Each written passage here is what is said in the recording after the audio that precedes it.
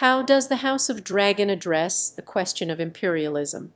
The House of the Dragon, the prequel series to Game of Thrones, has sparked a lot of conversation among viewers about the show's take on complex historical and cultural themes.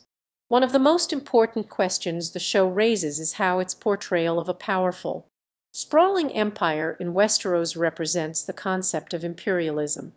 For those unfamiliar, imperialism is a term used to describe the act of one powerful state or nation exertion of influence over others, often through military conquest, economic control, and cultural domination. Now, the show doesn't explicitly set out to address the topic of imperialism, but it invites it, nonetheless, through its depiction of the Targaryen rulers of Westeros. Under King Viserys' rule, the Targaryens exercise control over the continent of Westeros, imposing their own system of law, culture, and governance on the subjugated populations.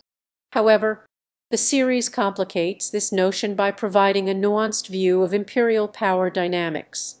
On one hand, the Targaryens may have brought some order and relative stability to the previously fragmented and war-torn continent.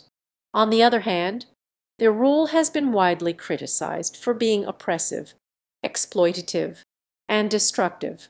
This ambivalence towards imperialism reflects the complexity of real-world historical experiences.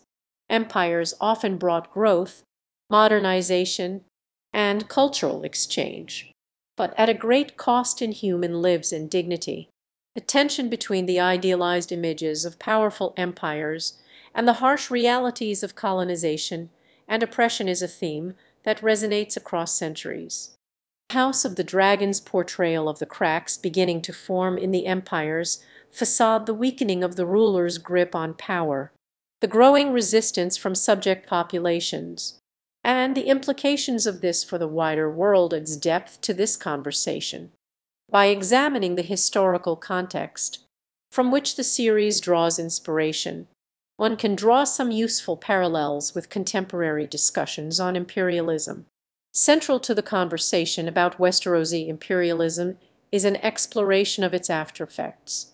How do imperial powers leave lasting, negative impacts on the populations they conquer? Famine, epidemics, cultural suppression, genocide — this is the grim legacy left in the wake of imperial ambition. The show may remind us that imperialism is always transnational, affecting far-flung regions across national borders and cultural spheres.